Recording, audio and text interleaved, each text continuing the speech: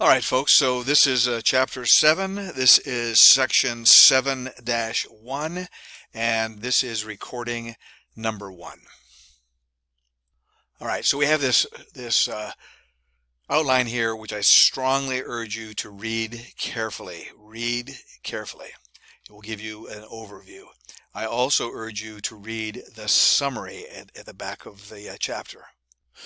Here's the summary from the PDF versions. This is edition number 9, but as it gives you the idea. This is a summary here, and then it gives you, the next page gives you the important formulas. So please take my advice on this. Read that carefully. What I do typically in hard sections like this, hard programs or hard chapters like this, I would make a photocopy, or if you have it on a PDF, just print those pages so you can kind of have them at your side as you're going through this chapter. This is a very difficult chapter in my opinion. Okay, so let's go ahead and jump right into it here. Confidence intervals for the mean. So confidence intervals for the mean when sigma is known. That's 7-1. Confidence intervals for the mean when sigma is not known is the next section. That's 7-2. So what he's telling you here makes abundant sense.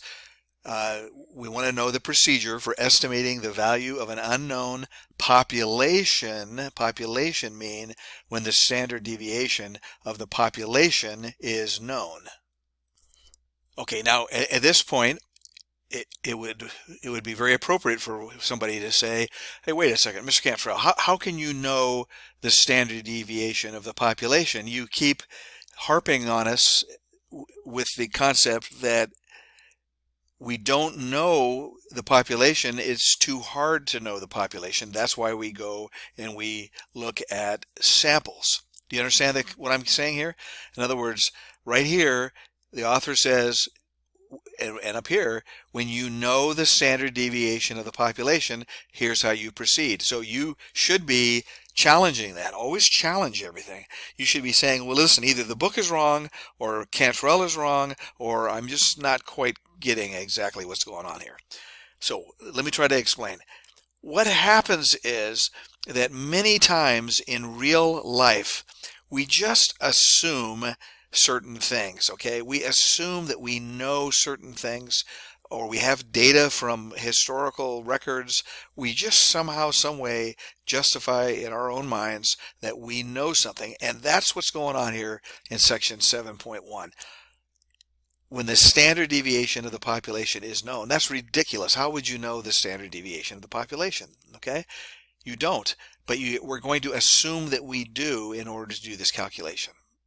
Okay, so I don't want to beat this dead horse, but the point I'm trying to make is that you have to be critical thinkers. So don't assume that everything is true just because you read it in a book or you see it on the internet. Make sure you understand the concept so you can criticize what is being said. So here's my criticism here. When he says the standard deviation of the population is known, that's fake. You don't really know the population. You are assuming that you know the population and you are moving forward. All right, here's his example. He wants to estimate the average age of students. Presidents could select a random sample of 100 students, find the average age, and it's 22.3 years. From the sample mean, okay, so do you see the distinction here? The sample of 100, you get an X bar of 22.3. So from the sample mean, in other words, from the X bar, the president could infer, he could draw a conclusion that the average age of all the students is 22.3 years. This type of estimate is called a point estimate. So that's what I was talking about before.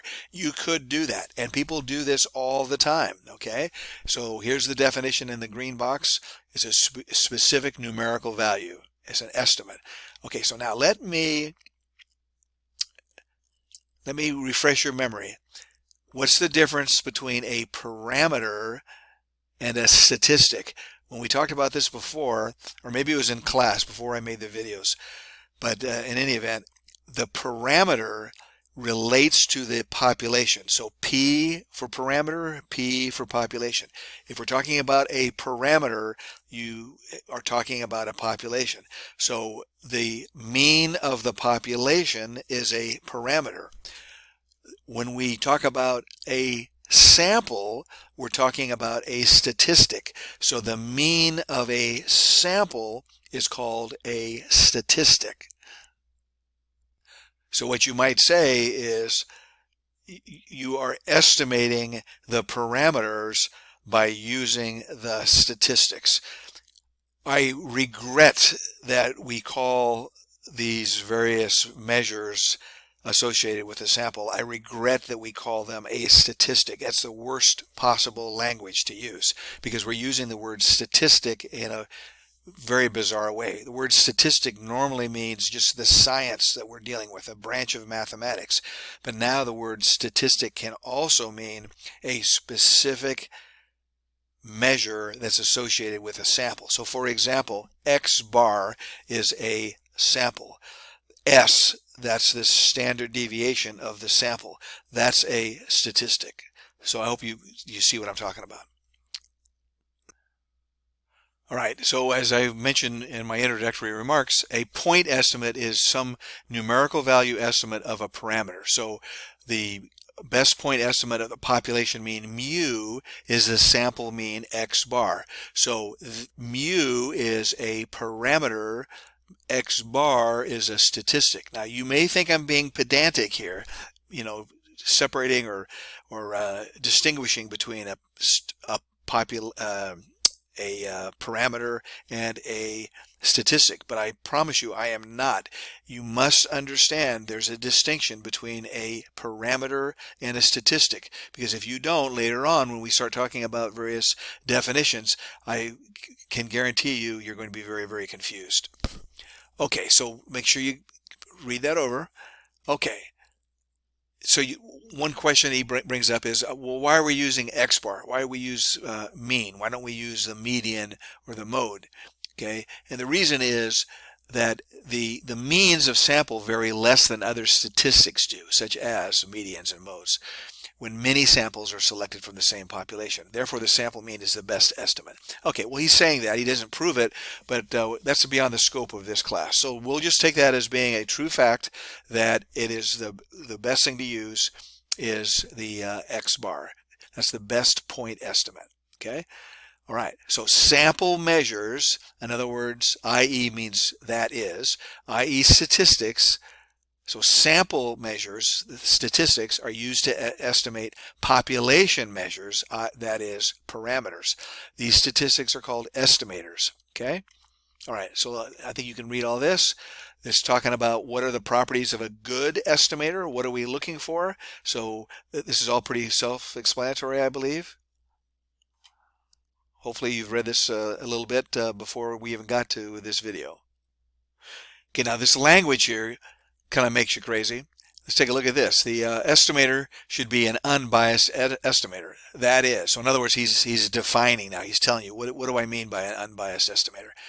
The expected value, or the mean of the estimates obtained from samples of a given size, is equal to the parameter being estimated. Okay, now what the heck does that mean? What do the words even mean? So what he's saying here is that if you take all of these estimates that you obtain from samples of a given size, okay? So these estimates, now it could be the mean, it could be the standard deviation, it could be the variance, okay, whatever it happens, proportion, it could be a proportion. Any of these estimates that you obtain by taking samples of a given size. So let's go back to my previous example. You take 100 students out of the Riverside Community College District, okay? You take all of these samples. Here's 100, here's 100, here's 100, do all these samplings, okay? If you look at those estimates, and if you consider those estimates to be random variables, well, that's a random variable. Therefore, you can take the mean of these random variables. So it's the mean of the estimates that you obtain from the samples. But it has to be of a given size. The size can't change.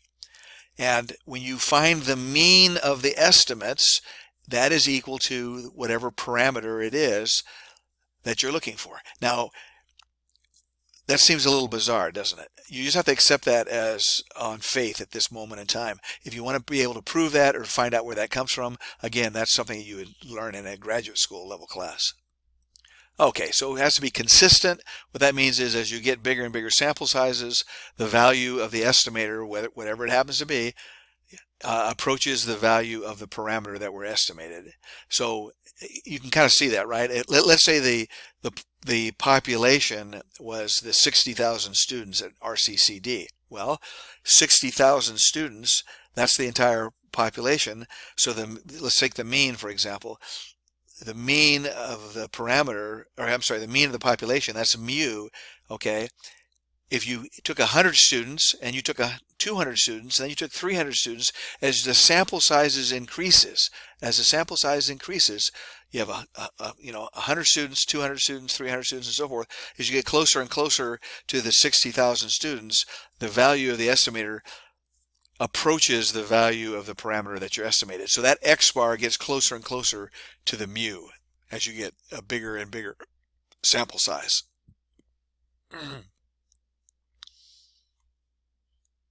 Okay, sorry, I have a little frog in my throat here.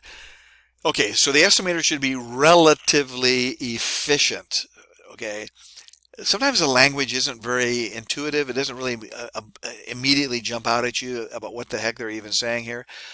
When they say it's an efficient estimator, a relatively efficient estimator, what they're saying is that out of all the statistics that can be used, the relatively efficient estimator has the smallest variance. So what he's saying is that the mean is better than the mode or the median, because the mean, the X bar, if you took a whole bunch of those, it's going to have the smallest variance. Again, thinking about the X bar as being its own right, its own identity as X bar, it is a random variable. Well, since it's a random variable, it has a variance. Well, since it has a variance, is it small or large? Well, if it's smaller than the variance for the mean, or excuse me, I'm sorry, if the mean, the X bar, is smaller than the one that is associated with the median, that means that the mean, the X bar, is better than the median. Boy, that was a convoluted sentence. I hope that made sense to you. I'm just trying to throw in some examples. Okay, so what are we talking about here in confidence intervals? We're going to talk about the sample mean. Okay, the sample mean, not the population mean, the sample mean. So this is the X bar. Well, it will be, for the most part, it will be somewhat different from the population mean, just due to just inherent error. It's not the same thing. Why would you expect it to be the same? For the most part, it's going to be slightly different. So the question you would ask yourself is, well, how good is it? How good of an estimator is it? How good of a point estimate? Well, the answer is that there is no way of knowing. Now, how does that grab you? You thought all the adults had all the answers? The answer is that there is no way of knowing how close a particular point estimate is to the population mean. So, since we cannot know that, what we oftentimes do is we'll have an interval estimate. So the interval estimate, okay, now that's the parameter, the interval estimate of a parameter is an interval that is used to estimate the parameter. And it may or may not contain the value of the parameter that's being estimated. So let's use our famous example. If we're going to use X bar to estimate the mu, the student age, the parameter that we're talking about is mu, the estimator is the X bar. That's the point estimate. If we use a interval, it may or may not contain the true mu, but it will be some interval that for sure contains the x bar. It'll be x bar plus or minus some number, and that'll give you the interval. So the interval estimate, what's going on here, the parameter is identified as being between two values. That's just the way we write it. Even though we know that it's possible the mu is not in there, we write it this way. Okay? I'm going to stop right now and I'll continue on the next video.